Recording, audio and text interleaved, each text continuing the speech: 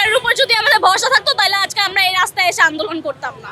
তার নিঃশ্বাস নেওয়ার কোনো অধিকার নেই, সে যখন একটা অন্য মানুষ, একটা জীবন্ত মানুষের নিঃশ্বাস কেড়ে নেয়। প্রকাশ্যে শাস্তির আমার মনে হয় যে দরকার আছে, কারণ আমাদের দেশে এমন একটা কালচার তৈরি হয়েছে যে আমরা মনে করি যে হ্যাঁ আমি এই ক্রাইমটা করলাম, আমি একটু 10 টাকা দিলে আমি পার পেয়ে যাবো, আমি যত জঘন্য কাজই করি না কেন আমি টাকা দিলে পার পেয়ে যাবো, আমার মামা চাচা আছে, আমার এই আছে, আমার খালা খালু সব আছে, আমার কোনো কিছু হবে না। আমি সার ইনসিডেন্টটা এখনো যায়নি, তার মধ্যে চট্টগ্রামের 3.5-4 বছর মেবি একটা বাচ্চাকে দেখলাম ধর্ষণ করা হয়েছে। সো এর জন্যই হচ্ছে আমরা রাজপথে আসছি, থাকবো। আমাদের একটাই কথা, একটাই দাবি, আমরা ধর্ষকের ফাঁসি চাই, সেটা প্রকাশ্যে হোক বা আইন অনুযায়ী যেভাবে একটা আসামিকে ফাঁসি দেওয়া হয় যেভাবে হোক, কিন্তু হোক। আমরা তো আসলে ইয়ের মধ্যে নাই, মধ্যযুগীয় কায়দায় ফাঁসি দিতে পারে না, সংবিধানে নাই। আরে ভাই, সংবিধান দিয়ে কি ধর্ষণ হয়েছে?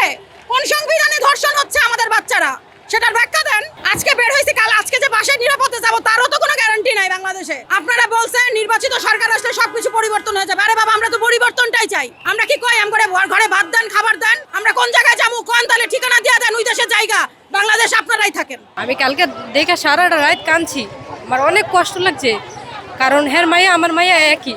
এই যে এই কাজটা যে করলো, যখন এই যে মাইয়াটারে টাইনা নিয়ে গেছে ওর রুমে, তখন তো ওর বউর উচিত ছিল ওই ডাক দিতে, ওর মারে উচিত ছিল না? ওর মারে যদি ওই ডাক দিত তাইলে তো এই কাজটা হইতো না।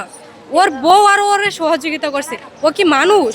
মানুষ যদি হয় ও কি এই কাজ করতে পারে? কোনোদিন এই কাজ করতে পারে না। ওই মানুষের নামে কলঙ্ক, এটা কলঙ্ক। তাই সরকারের কাছে একটাই দাবি, ওরে পাবলিকের হাতে সাইরা দেখ, ওরে আর ওর বউরে হেরা শাস্তি দিব, তাইলে ওর ইয়া দেখে আবার আরেকটা মানুষও, আর 10 জন মানুষের শিক্ষা পাইব। এটা তো আমার মাইও, আমার মায়ে যদি হয়তো হ্যাগো মাইয়া হইতো হ্যাগো কষ্ট লাগতো না? এই যে যার হারাইছে হেরাই বোঝে হ্যাগো কেমন লাগে। এই যে হিরোন চিরাগো জেলে নেয়, 2 দিন পরে ছাইরা দেয়, কিলিগা ওকে টাকা পায় ছাইরা দেয়। আর এই যে দর্শনকারী গো, ওকে কি কিছু কোনো শাস্তি করতে পারে না? আইন এতই কি নিষ্ঠুর হয়ে গেছে গা? গণতান্ত্রিক দেশ, গণতান্ত্রিক ভাবে যে সংবিধান দরকার সেটা জনগণই ঠিক করে দিবে। ধর্ষক, আপনার ঘরেও তো নিশ্চয়ই সন্তান আছে, আমাদের ঘরেও সন্তান আছে। আজকে একজনের হয়েছে, কালকে ওর হবে, পরশু আপনার হবে, তারপরে আমার ঘরে আসবে। আমাদের ছেলে মেয়ে কেউই নিরাপদ না, আমরা নারী শিশু কেউই নিরাপদ না। বাংলাদেশ এমন একটা পর্যায়ে চলে গেছে যেহেতু বিচার হয় না, যে কেউ 10 টাকার জন্য 10 টাকার জন্য একজনকে হত্যা করে ফেলতেছে। আমরা চাই প্রকৃত অর্থে যারা দোষী, নিরপরাধ নির্দোষী মানুষ যাতে কেউ কখনো মানে খুনের শিকার না হয়, হত্যার শিকার না হয়। জনগণ জানে যে সে নিজেই, এই যে সোহেল রানা, উনি নিজের মুখে স্বীকার করেছে কোর্টে, বিচারক ম্যাজিস্ট্রেটের সামনে, কিভাবে সে নৃশংসভাবে মেয়েটাকে ধর্ষণ করার পরে সে হত্যা করেছে। তারপরে আবার কিসের ডিএনএ টেস্ট লাগবে সরকারের? ভাই, এটা তো আল্লাহর কোরআন নাই, সংবিধান পরিবর্তন হয় না। এক আল্লাহর কোরআন পরিবর্তন সম্ভব না। যেহেতু মানুষের কল্যাণে এই আপনার সংবিধান, রাষ্ট্রীয় কল্যাণে, স্বাধীন সার্বভৌমত্বের মধ্যে জাতির জন্য, জনগণের জন্য যেটা কল্যাণকর, যে সংবিধান দরকার আমরা সেটাই চাই। সংবিধানের গান আর আমরা শুনতে চাই না। আমরা কোনো কার্ড চাই না, আমরা কোনো ফ্যামিলি কার্ড চাই না, আমরা কোনো কৃষক কার্ড চাই না, আমরা কোনো ভাতা চাই না। আমরা চাই হক হালালি ভাবে আমাদের ইনকাম দিয়ে আমরা 4টা ডাল ভাত খেয়ে নিরাপদে ভাই বাঁচতে চাই। সরকারকে হাত জোর করে অনুরোধ করব, আপনি এদের বিচার করেন। আপনি বিচার করে একটা দৃষ্টান্তমূলক শাস্তি দিয়ে আমাদের বুঝান যে প্রশাসন সে আগের মতো নাই, ফ্যাসিস্টের আমলের মতো নাই। আমরা পরিবর্তন চাই।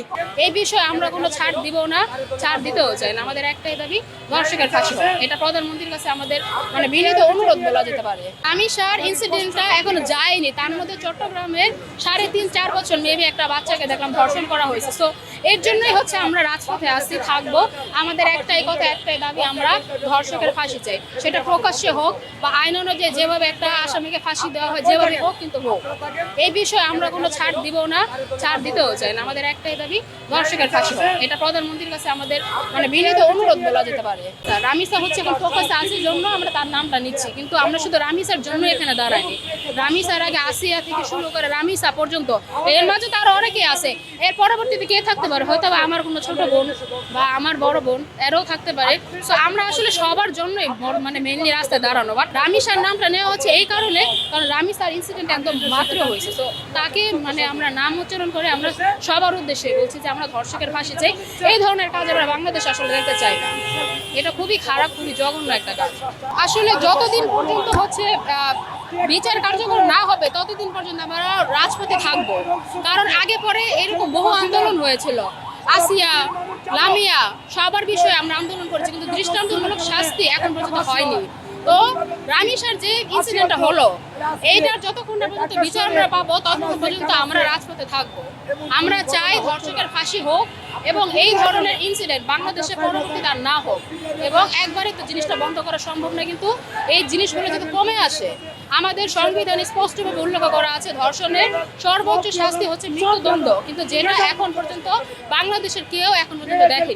সো আমাদের একটাই দাবি যে ধর্ষকের ফাঁসি হোক।